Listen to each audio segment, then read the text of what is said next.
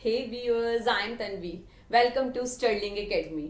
सो आज हम लोग क्लास 10th का इकोनॉमिक्स का chapter globalization and the Indian economy, इसका थर्ड पार्ट डिस्कस करेंगे। इस पार्ट का नाम है interlinking production across countries. Right, किस तरीके से जो कंट्रीज के साथ प्रोडक्शन जो है इंटरलिंक है। राइट, इसको आज हम लोग डिस्कस करेंगे। बट इसको डिस्कस करने से पहले आप मेरे चैनल को लाइक, शेयर और सब्सक्राइब करना प्लीज ना भूलिएगा। चलते हैं टॉपिक की तरफ। देखिए, MNC setup production where it is close to the markets, where there is skilled and unskilled labor available at low cost. Right? जो MNC है वो क्या करती है, वो प्रोडक्शन का सेटअप करती है, वहां करती है जहां पर मार्केट एक अच्छी मार्केट होती है, जहां हमें लगता है कि उस प्रोडक्ट्स को मार्केट में हम उतार सकते हैं। Right, where there is skilled and unskilled labor, ऐसी जगह पर जहां पर स्किल्ड और अनस्किल्ड लेबर भी होते हैं। राइट, लो कॉस्ट पर स्किल्ड और अनस्किल्ड लेबर हमारे अवेलेबल हो जाते हैं। And where the availability of other factors of production is assured, और अदर फैक्टर्स जो हैं वो भी एश्योर्ड हो जाते हैं। जो प्रोडक्शन है अदर फैक्टर्स की, वो हमें एश्योर्ड हो जाते हैं कि वो अवेलेबल है या नहीं है। MNC might look for government policies that look after their interest. जो MNC है वो MNCs जो हैं गवर्नमेंट की पॉलिसीज के लिए वो देखती है कि किस तरीके का इंटरेस्ट गवर्नमेंट की पॉलिसीज में है, तो उस अकॉर्डिंग वो अपने प्रोडक्ट्स वगैरह को मार्केट में उतारती हैं। इन सब चीजों को देखते हुए, having assured themselves of these conditions, MNC set up factories, offices for production. जो MNC है ये फैक्ट्रीज और ऑफिसेज के क्या करती है, सेटअप करती है। The money spent on machines, buildings and land is called investment. अगर हम लैंड, बिल्डिंग और मशीनरी पर कोई भी पैसा इन्वेस्ट करते हैं उसे हम इन्वेस्टमेंट बोलते हैं। Investment made by MNC is called foreign investment, और वही इन्वेस्टमेंट अगर MNC करती है तो उसे हम फॉरेन इन्वेस्टमेंट बोलते हैं। FI के नाम से इसे इसको एक शॉर्ट फॉर्म है FI। At times MNC set up production unit jointly with some local companies.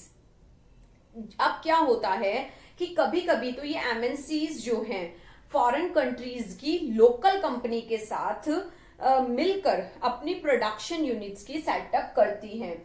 जो MNCs होती हैं ये देखती हैं कि किस कंट्री के अंदर लोकल कंपनी कौन सी अच्छी रन कर रही है। राइट, तो उसके साथ ये क्या करती है, मिलकर अपना एक प्रोडक्शन करती है, एक प्रोडक्शन यूनिट जो है वो सेटअप डालती है। आगे देखिए, क्या आप बता सकते हैं कि वो ऐसा क्यों करती हैं? ऐसा क्यों करती हैं वो? क्योंकि लोकल ऐसा वो इसलिए करती हैं कि जो कंपटीशन है उसको खत्म करने के लिए जो लोकल कंपनी है उसको बेनिफिट होता है और वो मार्केट में कंपटीशन को खत्म करना चाहती हैं। तो देखिए, बेनिफिट्स क्या होता है लोकल कंपनीज को, न्यू प्रोडक्शन मेथड और लेटेस्ट टेक्नोलॉजी। इससे क्या होता है, उनके पास मशीन्स, न्यू मशीन्स आती हैं जिससे वो अपनी प्रोडक्शन की प्रोसेस को फास्ट कर सकती है। जब प्रोडक्शन मेथड नया होगा, जब टेक्नोलॉजी लेटेस्ट होगी, नई मशीन्स आएंगी, तो प्रोडक्शन का प्रोसेस जो होगा वो फास्ट होगा, तेजी से होगा। राइट, और सेकंड क्या होता है कि उनके पास न्यू टेक्नोलॉजी आती है, जिससे लेटेस्ट टेक्नोलॉजी, न्यू टेक्नोलॉजी आती है जिससे वो डेवलप कर पाते हैं अपनी कंपनी को, अपने प्रोडक्ट्स को वो अच्छे से डेवलप कर पाते हैं। राइट, MNC एक और तरीके से लोकल कंपनी को कंट्रोल कर सकती है। वो तरीका क्या है, देखिए किस तरीके से। At times MNC place orders for production with small producers. क्या करती है MNC छोटे जो प्रोड्यूसर्स हैं, स्मॉल प्रोड्यूसर्स हैं, उनके लिए प्रोडक्शन करवाती है। MNC place orders for production, ठीक है, विद स्मॉल प्रोड्यूसर्स। एमएनसी क्या करती है, स्मॉल प्रोड्यूसर्स के साथ मिलकर प्रोडक्शन करती है, ठीक है, उनके लिए नहीं कराती, उनके साथ मिलकर प्रोडक्शन करती है। The products are supplied to the MNCs which is sold under MNC brand name. और क्या होता है कि जब सप्लाई होती है प्रोडक्ट्स की तो एमएनसी क्या करती है, अपने नाम से, अपने ब्रांड नेम से वो सोल्ड करती है। एक एरिया के लोकल प्रोड्यूसर्स से अपने लिए गुड्स प्रोड्यूस करवाना।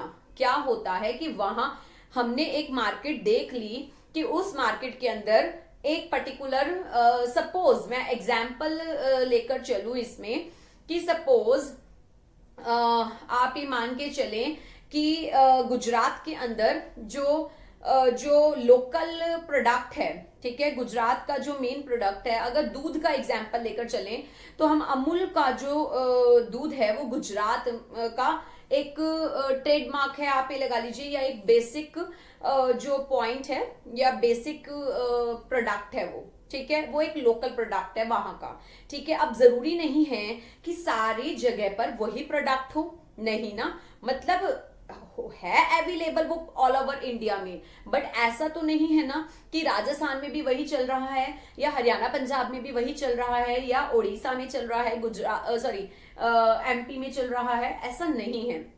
वहां पर अपने लोकलाइट जो प्रोडक्ट्स हैं वो भी हैं। तो एमएनसी क्या करती है कि वहां जाकर उस प्रोडक्ट से, जैसे कि मैं ये कहूं कि मैकडी जो है, मैकडोनल्ड जो बर्गर है, वो हमारी एक एमएनसी है, तो वो क्या करती है कि वहां जाकर उस एरिया के लोकल मार्केट, लोकल प्रोडक्ट्स जो होते हैं उसके जो प्रोड्यूसर्स होते हैं उनसे अपना प्रोडक्ट को प्रोड्यूस करवा लेती है और अपने ब्रांड नेम से ही उसको सेल करती है। दैट मीन्स एमएनसी को भी फायदा है और जो वहां के लोकलाइट हैं उनको भी बेनिफिट है, क्योंकि उन्हें अच्छा काम मिल रहा है, उनको उस प्रोडक्शन की अच्छी अमाउंट मिल रही है, राइट, और एमएनसी का तो काम बेटर चल ही रहा है, ठीक है, क्योंकि वहां पर उसको अपनी मार्केट वैल्यू बनानी है, उसको वहां पर सेटअप डालना है। बात समझ रहे हैं, अपने बिजनेस को बढ़ाने के लिए ऐसा करना पड़ता है। तो एक एरिया के लोकल प्रोड्यूसर से अपनी गुड्स को प्रोड्यूस करवाना और उसको अपने ब्रांड नेम से बेचना, ये एमएनसी करती है।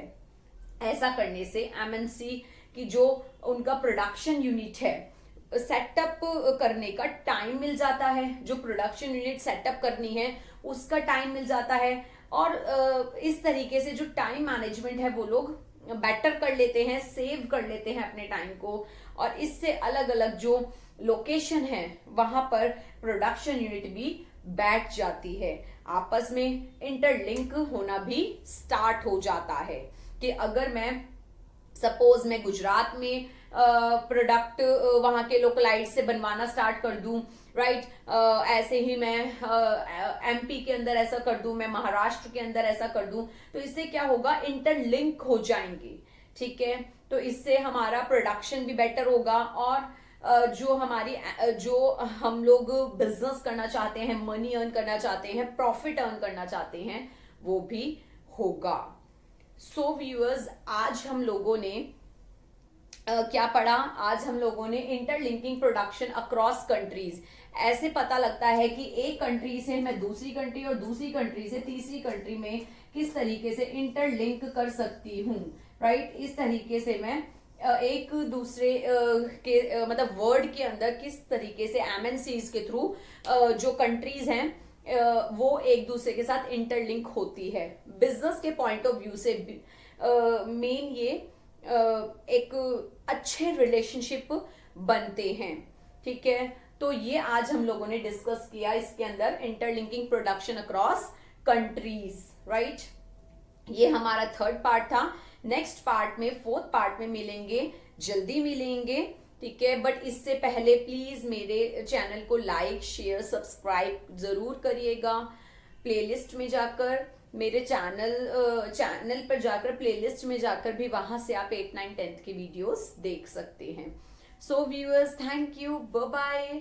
फिर से मिलेंगे, जल्दी मिलेंगे। Bye bye, thank you.